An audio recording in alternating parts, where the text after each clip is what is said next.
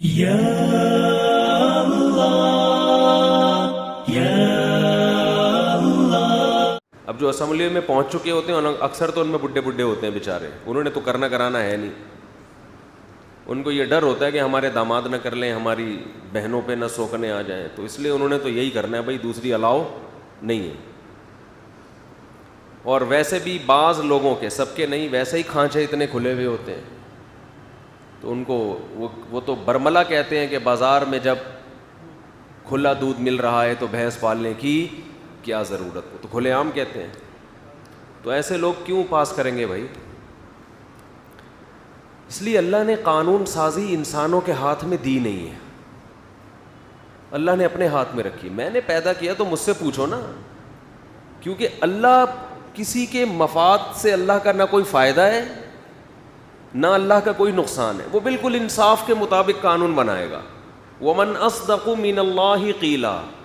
اب دیکھو دوسری شادی کی بات ہوئی، ایسے چہروں پہ مسکراہٹیں آ گئیں، ابھی سب بیٹھے ہوئے تھے، حالانکہ میں نے تو ایک ترغیب نہیں دے رہا، میں تو ایک اصول بیان کر رہا ہوں، لیکن ایسے دانت کھل رہے ہیں ماشاءاللہ۔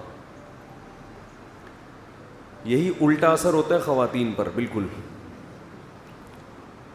تو اللہ کہتا ہے وَمَنْ أَصْدَقُ مِنَ اللَّهِ حَدِيثًا، اللہ سے بہتر بات کس کی ہو سکتی ہے؟ بالکل صحیح بات صرف کون کرتا ہے؟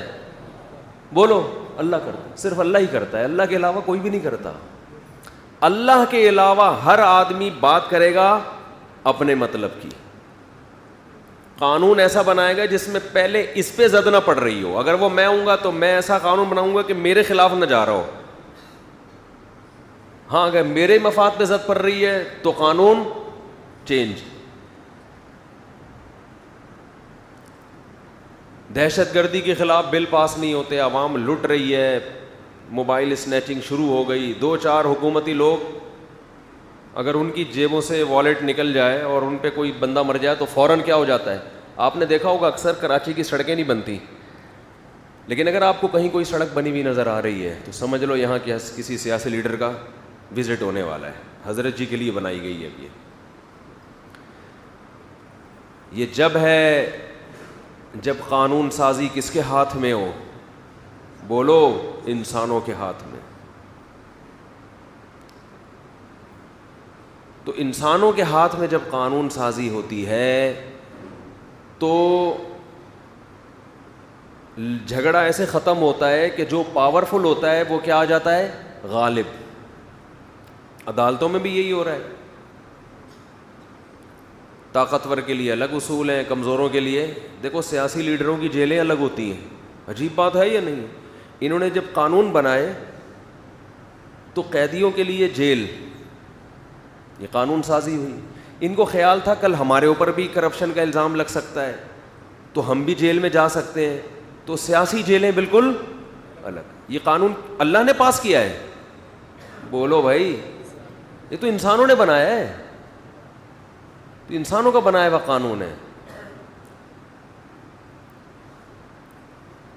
تو یہ حال ہوتا ہے، انسان وہاں قانون سازی کرے گا جہاں اللہ نے اس کو اجازت دی ہو، انتظامی معاملات میں وہاں انسان کو اجازت ہے۔ ایک مینجمنٹ کے لیے ایک ذمہ دار ہوتا ہے نا، امیر ہوتا ہے۔ آپ تبلیغ میں نکلتے ہیں، کہیں بھی جاتے ہیں، تو بھائی جب کچھ چیزیں ایسی ہیں جو شریعت نے مباح رکھی ہیں، اس میں خود قانون نہیں بنایا، وہ آپ کا اپنا ہیڈک ہے، تو اس میں لڑائی سے بچنے کے لیے اسلام نے حکم دیا کسی ایک کو امیر بناؤ۔ تو کنٹری کا جو وزیر اعظم ہے یا صدر ہے، اس کی بھی حیثیت ایسی ہے کہ اصل جو قوانین ہے بیسک وہ اللہ نے بنا دیے ہیں اپنے بندوں کے فائدے کے لیے، اس نے بتا دیا ہے۔ اور اس نے بتایا، دیکھو یہ لوگ جو مذہبی لوگوں کو فنڈامنٹلسٹ کہتے ہیں، بنیاد پرست کہتے ہیں، اور یہ کہتے ہیں یہ لوگوں کو مذہب کا غلام بنا رہے ہیں، جو اس طرح کی باتیں کرتے ہیں، وہ اصل میں انسانوں کو مکمل انسانوں کا غلام بنا رہے ہیں، اپنے جیسے انسانوں کا۔ خدا کے لیے لڑنے والا شہید ہو جائے تو بنیاد پرستی، ملک کے لیے لڑنے والا قتل ہو جائے تو عین غیرت اور شہادت اور پتہ نہیں کیا کیا القابات سے نوازا۔ حالانکہ جو ملک کے لیے لڑ رہا ہے اس میں بسا اوقات وہ کنٹری ظلم کر رہا ہوتا ہے، غلط کر رہا ہوتا ہے، لیکن اس کو 21 توپوں کی سلامی کے ساتھ دفن کیا جاتا ہے.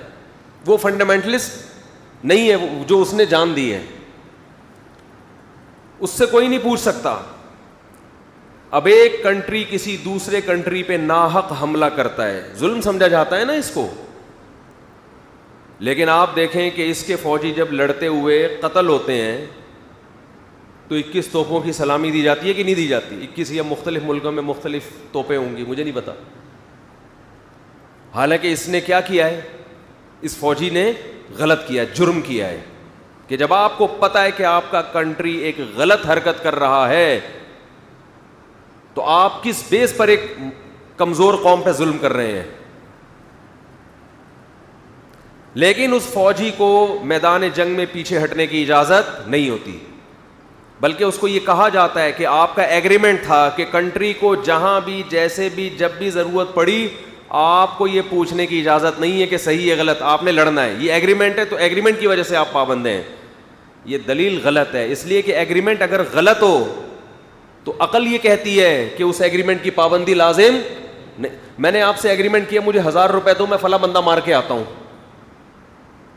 اب میں بندے کو تلاش کر رہا ہوں, بندہ مجھے کہہ رہا ہے بھائی مجھے نہیں مار, میں کہوں بھائی ایگریمنٹ ہے. یہ کیا ہے؟ معاہدہ ہے. دنیا میں کوئی عقل مند کہے گا کہ یہ اس معاہدے کی بیس پر ایک بے گناہ کا قتل جائز ہے؟ ارے کیا ہو گیا بولو یار, کہاں سے جائز ہو گیا؟ یہ ایگریمنٹ ہی غلط ہے, ظلم پر مبنی ہے. آپ نے اپنے ملک سے فوج میں بھرتی ہوتے ہوئے ایگریمنٹ کیا کہ میں ملک کے لیے لڑوں گا, اچھا ایگریمنٹ ہے, صحیح ہے. لیکن اگر اس میں یہ بات بھی شامل تھی کہ ملک اگر ناحق ظلم کر رہا ہے پھر بھی لڑوں گا, تو قیامت کے دن آپ کو شہادت کا اجر نہیں ملے گا. آپ گارڈ آف آنر اور یہ سب چیزیں تو ہوں گی, اللہ کہے گا میں نہیں بخشوں گا. جتنا وہ جو امریکہ کے رہنے والے میری مخلوق تھی, جاپان والے بھی میری ایسی ہی مخلوق تھی. یہ تو تم نے ملکوں کی لکیریں کھینچی ہیں آپس میں, یہ تو تمہارا ایڈک ہے, یہ میرا تھوڑی ہے. جب میں نے آدم اور حوا کو زمین پہ بھیجا تھا اس وقت دنیا میں کوئی کنٹری نہیں تھا, سب انسان. جو تم نے پھڈے کر کر کے لکیریں کھینچی ہیں, اور جن پھڈوں پہ لکیریں کھینچتے ہو جن باتوں پہ, ان بنیادوں پہ خود بھی قائم نہیں رہتے.